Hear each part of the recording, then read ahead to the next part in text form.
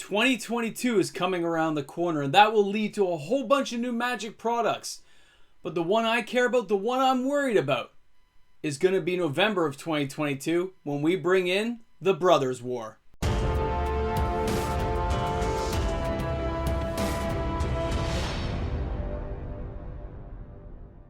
Hey Magic fans, welcome back. MTG Moxman here.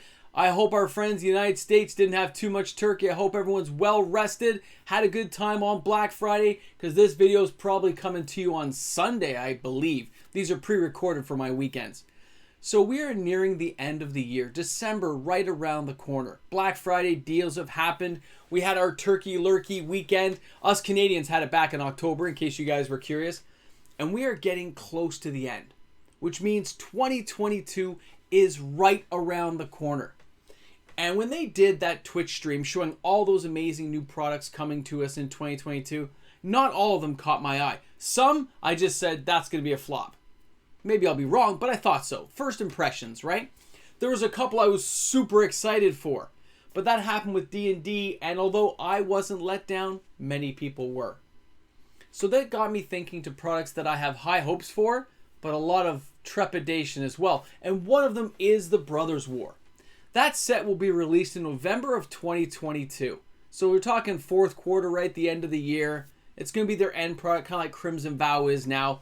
In other words, it's going to be the product to bang off that year.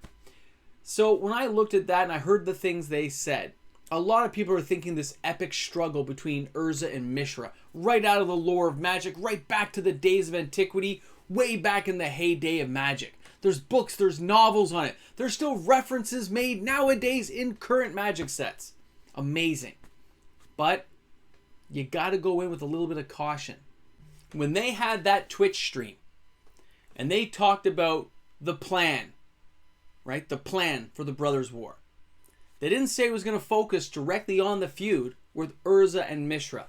They said it was going to take a well-rounded aspect of what was going on the plane at that time and how that conflict affected other people. Think about that. That's a far cry from a direct conflict between the two characters, isn't it? And if you were hoping to get that direct conflict, then already the set could be a letdown.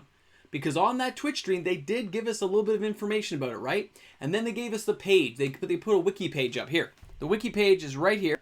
And it says the following. The Brothers War is the 94th Magic expansion, is expected to be released in the fourth quarter of 2022.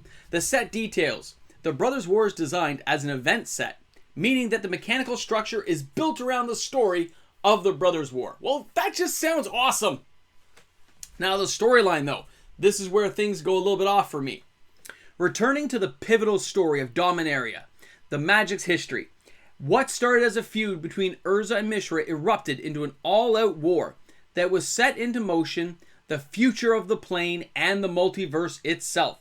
Through the lens of Dominaria's locations, characters, and victims of the conflict, we'll see a plane-spanning conflict escalate with artifacts, giant artifact creatures, and beyond. So to me, that means it's a global encompassing war for that area of Dominaria, right? We had the Silex Blast that leveled everything. The Argothian Forest got leveled. Like, it is going to be, or it should be, an amazing set. Everything tells me it should be amazing. But guess what? They can mess things up. Wizards can make mistakes. They can underpower that set. We think in Magic in entirely different terms than we did 30 years ago. I'm sorry, but, you know, a 1/3 Yoshin Soldier really isn't the big awe-inspiring card he used to be, right? Little Vigilance guy? No, it's not for a 3 casting cost creature, but I would still like to see some of the original creatures from Antiquities put into that set. I would like to see a Yoshin Soldier there, because they were used during the war. So I'm hoping they are going to reference back and harken back to those conflicts to put those cards into the set. As long as they're not breaking any reserve list rules, I'm cool with them bringing back some original artwork, some original cards. Even if it's as a list card, they could have a lot of fun. Sky's the limit bringing back some of the old set cards just to have a little nostalgia taste for players who remember the old stuff. It'll draw in some collectors and investors. It really will. If they don't touch on that, if they don't get those goosebumps going, if they don't get your hairs on end, they can make mistakes. They could mess this up. The name alone got me excited. The idea that some old cards could come back would be excited. But if you don't bring in Urza, if you don't give me a Planeswalker at the end, if you don't bring in Mishra as a card, and you don't bring Urza as a card, you're asking for trouble. And I mean, a couple of versions probably is best. Maybe a leveling up card would be cool to give in that kind of idea. But take a look at this. Here is some of the artwork that they showed, right? So when you look at this piece of artwork, The Brothers' War, this is Leon Tucker concept art. You see the smaller soldiers, like unformed. They're just sitting in little balls, it looks like to me. You see some Thopters flying around. Very cool. They actually slightly remind me of stuff you'd see on Kaladesh, that kind of design. It doesn't look like an Ornithopter as I remember them. You see the giant soldiers on the sides, the double-bladed, like, gargantuan artifact beasts. Obviously, this is Urza's army getting ready to go into conflict, go into battle. I love that idea, okay? But again, this is bringing us back to, it better be a big battle. I don't mind if they're duking it out in the forest, but when I see this, it gives me thoughts like I'm watching a movie when I see a piece of art like that.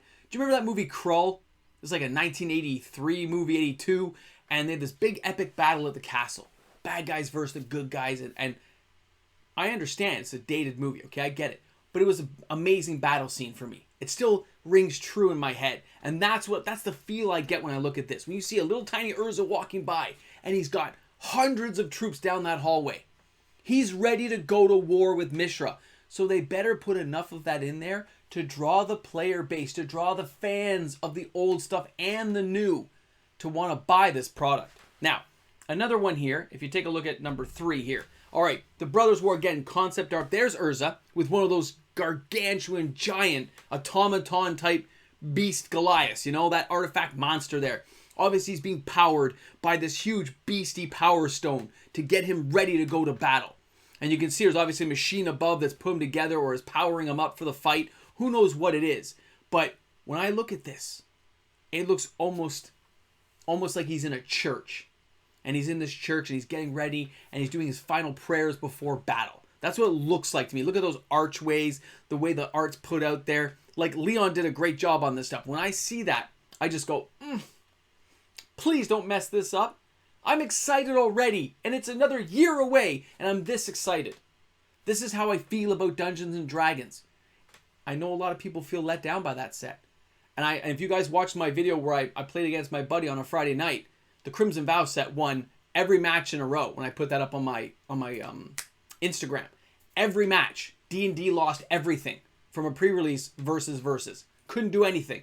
Didn't even come close. So I can see why people are let down by the D&D set. With Urza, they can't do that. They are bringing back the past. This is like Dominaria when they came back in 2018. Richard Garfield had a hand in that. You can't let fans down like that. You just can't. It's got to be special. It's got to be unique. And I fear that this could go either way. Now, when you look at this last one here, all right, here it is. You see Urza, who looks quite old here, and he's duking it out against his brother Mishra, who's obviously had Artifice attached to him now from being on Phyrexia, right? He looks in some ways like Tezzeret, doesn't he? He looks very kind of moved over a little bit. You see the automatons fighting in the background. It almost, to me, looks like you can see Phyrexians there just duking things out. This is amazing, okay? And you can see the Might Stone and Weak Stone in the image. Urza's got the Might Stone in his hand as a fist, just like the actual Might Stone from Antiquities. And you can see the Weak Stone is on Urza's vest there. On Mishra's vest side there. It's amazing because we're seeing the Might Stone and Weak Stone represented inside the set. And when you see those cards represented, again, as an old school player, I am drawn into what's going on. I'm looking forward to seeing what the collector boxes have. The set boosters, the bundle packs, draft boxes. I'm excited. I am. I can't help myself when this kind of stuff happens because I've been around so long that these sets touch that nostalgic side of me. But I'm not going to go out there and invest hard-earned money into an LGS and say, I'm already going to take a case. I know I am. I'm not going to do that. I will wait for every single spoiler to come out before I decide to put down a large amount of hard-earned money on a set like this. I'm not taking the risks I have in the past. I'm going to be methodical. I'm going to think about it. I'm going to judge it on its merits of the set. Will there be enough nostalgic value for it? Does it have a good mana base to it? Is there some unique lands that people might want? And is it a set I'm going to play? That's what I'm going to look at. Because just because a set has a cool name like the Brothers War, and see, they get going again, I'm telling you. Just because it says that does not mean that this is an epic set. It doesn't mean it's going to be a mind-blowing set. Be careful. This set could go either way. And I'm actually hoping it's a little bit overpowered. I want it to be. Because it's supposed to be this epic battle. And I can't wait to see what they do with it. And I mean, my fear factor side and my excitement side are clashing right now. But I can't help but be excited. I would love to know what you, the players out there, are feeling when you look at this set and you look at those pictures. And you go through the images you saw on the screen. Are you going to give this a boomstick? Is this getting a thumbs up already? Or are you a little bit leery? Or are you still suffering from wallet fatigue and you're like, you know what? It's a year away. I'm not even thinking about it right now. I would love to know what you guys think out there. You know your opinion matters on this channel. Thanks a lot for tuning in, everyone. I hope you're having a fantastic weekend. I look forward to seeing you guys on the live stream and, of course, on Monday. See you soon. Big shout out to all my patrons. Don't forget, we'll be having live streams starting in December on Wednesdays for all my patrons for the giveaways. I'm looking forward to seeing you guys there. Let's spin that wheel and see what happens. Patrons, it's going to be fun. Thanks again. They better not mess this up. That's all I want to say. We're at the end of the video. I know you guys are here. This is my little rant. They better not mess it up.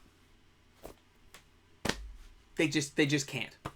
There's so many things they could do right with this video if they did a little bit of research. They just better not mess it up. That's all I gotta say. Don't mess it up, Wizards. Make it a good set. They better.